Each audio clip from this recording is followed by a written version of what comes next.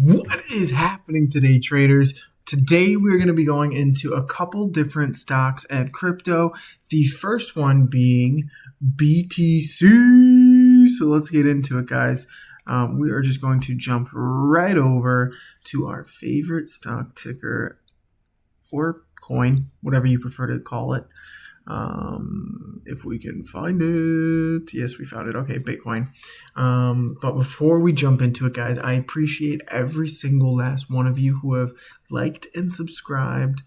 So far, last video we were at 6 subscribers. Now we're at 7. So the gradual increase. All I ask is if you'd like to comment, please, it would mean a lot if you guys could leave a subscription. That way I can continue to grow the channel and we can continue to foster a retail base in which gives me more reasoning to make more videos. I'd love to create a community of you guys. So, but nevertheless, on to the technical analysis. We actually drew this up. We drew this up in our last video. You had a wedge formation here, a descending wedge formation here, and you did get that 4-hour MACD cross that we talked about. You got a fake out breakout, and then you absolutely knifed into oblivion here, and you're still going to the price target. I know that there was just literally an hour ago some announcement, and it made news, and actually stocks went green from it, but I would anticipate further reaction and retaliation from Iran back down to this $98,000 mark is my goal for this trend tap, and I think that would be the bottom in my opinion. Unless you go up, you reject, you show weakness, and you come back down. Total possibility. Setting off fireworks. Total possibility for that. I don't even want to go into altcoins. I don't even want to go into Cardano, XRP. They are all in the absolute abyss right now. And I really think it all revolves around Bitcoin. So what I think will happen is you're getting this 4-hour death cross. So last time you got a 4-hour death cross was back in February. And that was at $100,000 flat. Now, since you got that death cross, you revisited $74,000 until you were able to break above it, kind of form a base here, and then you got a golden cross, you tested it, and you went to all-time highs. What I think is likely here, unless we get into some full-scale war, which would be depressing, what I think is likely here, though, is I think you form something like this. Some kind of fake out, breakdown. Once you tap that bottom of the wedge, you come up, and then you get a golden cross. Because what Bitcoin likes to do here, oftentimes you see it flirt with this 4-hour golden cross. You had it down here where you broke below, formed some kind of inverse head and shoulders here, broke above, tested it, and then you got a golden cross. Now, that didn't lead to much more fruition, but I think that's what's likely here. I think it's likely to be a little bit more of this up and down chop until you get some kind of catalyst. There's plenty of bills and announcements in the works for Bitcoin that could potentially lead to something crazy. I mean, honestly, you look at the things that are being talked about and the current administration, you could realistically see in the American crypto holdings, maybe no capital gains tax on US-based coins. That would be tremendous, and I think that would make a lot of people flock to crypto. You actually already had that with, I think it was South Korea did that, if I'm not mistaken. I'd have to do a little bit more DDD on that, but I believe that's actually the case. So let's get into the daily. I just kind of want to peek in and see. I kind of already have my conviction for this chart and what it's going to do. You are below the 50-day moving average. Not great. and you are not close at all to a daily MACD cross. Let's get into the weekly. The weekly, you are sitting right on top. You are sitting directly on top of the 9-day moving average, and typically when you've dropped it, you've also dropped in price pretty dramatically. Yeah, you kind of just wick off of it most of the time. So in terms of a weekly standpoint, I know the week is about to close on Bitcoin, I believe. Bitcoin's always weird. I believe it's about to close. So next week's candle close is going to be critical to what this stock does next. And you can see it in two different ways. You can see this as a double top, and maybe we're going back down to 58K range, 64K range to the previous all-time high. Or you could see this as a shoulder, head, right shoulder. And then in that case, you would take the measured move, put it from the breakout. That would bring you to right around $170,000 to probably $150. I probably wouldn't play 170. I think that's a little too extended of a move, but that would be nice. That would be nice, wouldn't it be? Our next stock we're going to go into is none other than SOFI. SoFi. And it does have 24-hour trading, so I'm kind of curious to see what this thing is doing right now. All right, so we have a couple different things drawn up here for SoFi. You do have an uptrend, which is nice. That's a nice look. Let's jump into a shorter time frame here, 4 hour. You do have an uptrend, and you perfectly tapped this neckline. And when I mean perfectly, like, look at that. Perfectly tapped that neckline from your previous resistance. And so that's what you like to see. Hopefully that is the bullish confirmation we needed. Otherwise, worst case scenario for this uptrend, you're coming back to test at around 1450, 1430 range is where you would look to test. And then absolute bottom barrel, let's say something breaks. News-wise, you could look to go to the 200-day moving average at around 1390. Always a possibility. But we already know our positive price targets to the upside. Can anyone tell me? What is happening? It's tweaking.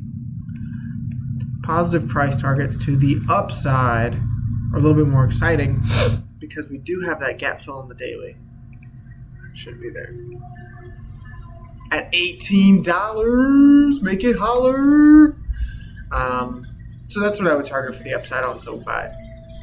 I like the stock. It looks nice. It looks primed. We just need the rest of the market to follow through, because if it doesn't, it's unfortunately going to take SoFi with it. And you do have the gap fill south to $11. So guys, just be careful. Anything can happen, right? Anything can happen. But for me, I like to follow the momentum indicators. Momentum is pointing to the upside. So I do like that. Now, this is one thing that I really wanted to do because I thought it was funny. I really wanted to do a spin the wheel stock picker. Let's see. No. Give me the one I want.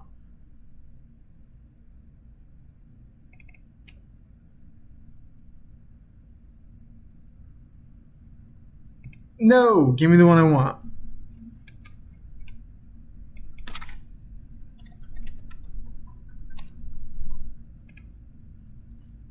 I think this is the one I want. Yes, it is. All right. Can you get ready? We're gonna do something fun that I've never done, and I might get exposed here. But let's. We're gonna spin a wheel. We're gonna spin a wheel, and this wheel is gonna tell me what stock we're gonna look at next. Just because life has to be more fun. I don't know. You tell me. Let's see. UNP. So this is a stock apparently from the S&P 500. I've never looked at it personally, or if I have, I just don't remember. UMP is Umpqua Holdings Corp. Whatever. All right. Let's jump into a longer time frame because I'm just curious on what this stock really is about. Ew. That's kind of gross. That's insane. I hate to say it, but I kind of want to go to the monthly. All right. Just draw some key resistance. I do like that you bounced and made a hammer candle off of the 50-day moving average on the monthly. I do like that. And this is kind of a shoulder, head, right shoulder pattern. That is what I'm kind of feeling right now from this, which I don't mind at all. You have a long-term support trend. So for these, I like to do the extended. Let's do from there. I like to do the extended because it just goes on forever until the trend is useless. In that case, I'll just delete it. Or let's say we broke this trend. You could keep it for potential retest and break further down. You do have a golden cross on the monthly. That's not a bad look. Let's get into the weekly now. You do have a gap down here at $11. I don't love that either. It's very similar to SoFi, and I assume that it's a tech stock. I'm not entirely sure. What I don't like is you did just get a fake out breakout on the MACD on the weekly. So you are likely to probably go down to 16 bucks. You're kind of just trading flat in this range, which would indicate that this might actually be that right shoulder. So break, I don't know, $21, and you could see potential upside. Now, the volume is telling me the story that it is actually pretty bearish because every single high volume node is red. I mean, highest. Now, previously, you were looking pretty good. Back in 2014, you were having some significant bullish volume. And, I mean, from that bullish volume, ooh, my thing's tweaking. What are we doing? From that volume, $11, you made like a 100% move. This stock, pretty worthless, to be honest. I am not interested, and I actually am kind of shocked how it's even in the S&P 500 index. But let's spin again. Let's have some fun. TPR. Let's see. TPR. All right, now we're cooking with Crisco. Now we are baking. We are absolutely baking. I actually don't mind this one at all. All right. You're making all-time highs. This stock actually doesn't look bad, y'all. Oh, my goodness. World's heaviest double bottom I've ever seen. 2020 crash and the 2008 crash. That's pretty crazy. So this was your neckline. Let's just do something fun here. Let's see how stupid this thing can get. That's your neckline, shoulder, head, shoulder, or you can just call it a double bottom. But I just kind of want to see what's the theoretical. 200. I could see that happening. You got a golden cross on the monthly. You got actual good volume on this breakout. Let's go to the weekly here. You got a perfect test off of the 50-day moving average in the weekly, man. I wish I actually saw this stock earlier because since you got that, you have the cross green on the weekly MACD, and you are kind of forming this cup and handle pattern that you're just now breaking out of. This is actually kind of wild. Now, this is what I'm having. This is actually kind of fun. Do you have any gaps to the downside is my question. I don't see any.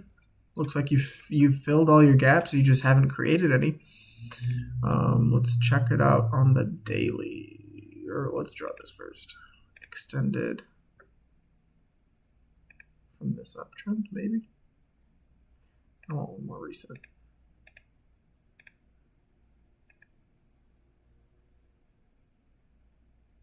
Sure.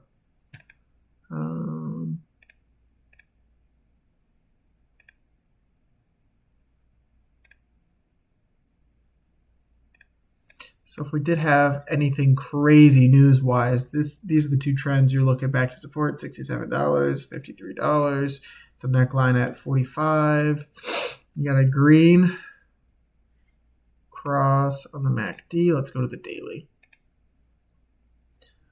Oh, you do actually have a volume gap at $56, which lines up with August 30th. If you were to retest that with the trend line, I could see that happening. You do have another one at 65. I don't think that one's as likely though.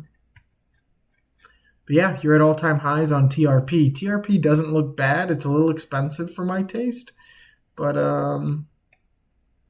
hey, that's as recent as breakouts get. You're above the 9-day moving average, above the 50, above the 200. TRP's not bad, guys. TRP is not bad at all.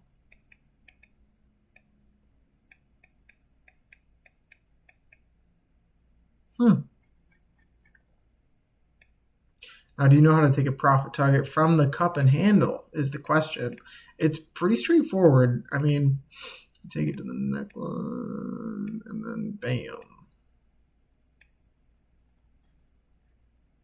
And that profit target is 120. It's a little bit more realistic. Could see that happening, absolutely. See what it's doing on the short time frames. So the 4 hour, oh my, holy Toledo. This stock actually looks really fun to trade because it really respects the indicators. It came pitch perfect on the 4 hour down to the 50-day moving average, bounced off of that, and then now you're above this trend again, and you've kind of retested there, retested the 50. What I don't like is you're really close to crossing down in the 4 hour MACD, so you would have to go now if you're going to do it. You do have this gap down at 78, right around the 200-day moving average, also totally possible. It all just depends what this random stock is going to do. Do we do one more?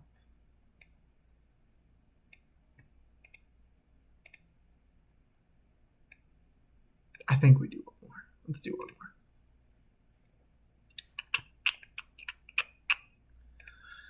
But do we get crazy?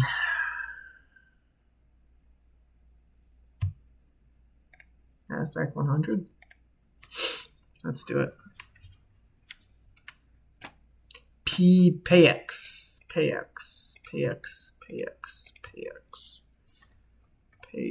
I'm actually gonna add TRP to my list. I'm thoroughly impressed with that one. How the heck do I do it? There we go. My watch list. PICKER. Boom.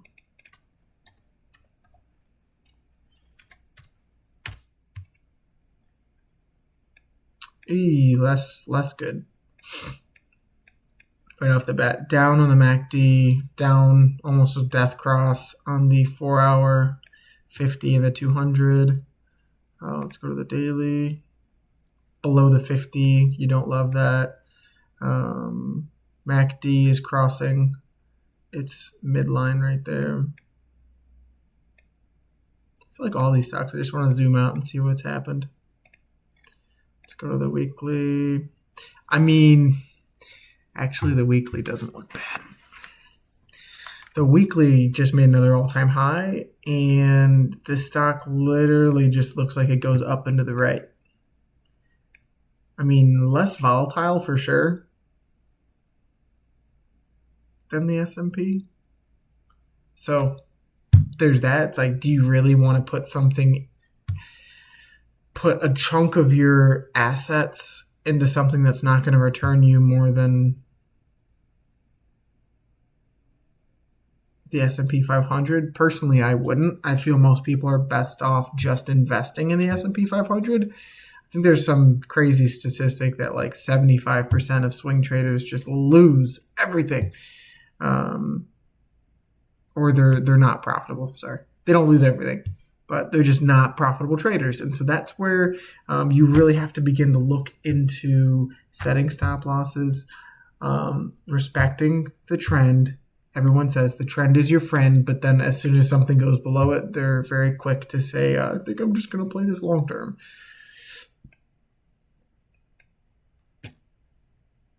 All right.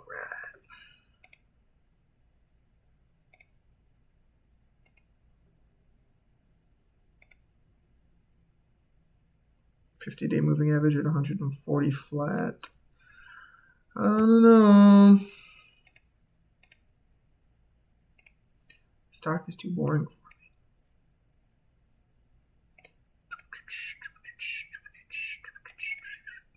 Oops.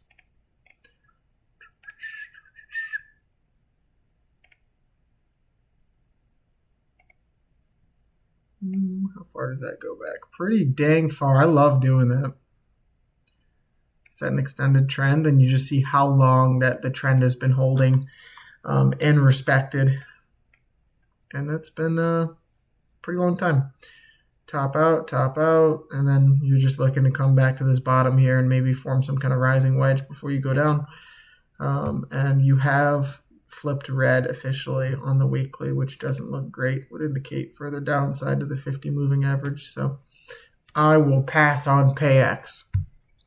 But that's all I got today, guys. I just want to do something fun, something different. I don't know how many people really do spin the wheel stock pickers, but maybe down in the future we can look into doing some kind of live stream or live trading as soon as we build up a big enough audience, but some kind of live trading or options trading based off of the spinner wheel. That'd be a little bit too degenerate. I'm not there yet, but I think that'd be really fun. But that's all I got today, guys. If you enjoyed the content, please drop a like, drop a subscription. Make sure to tell someone you love them. And peace.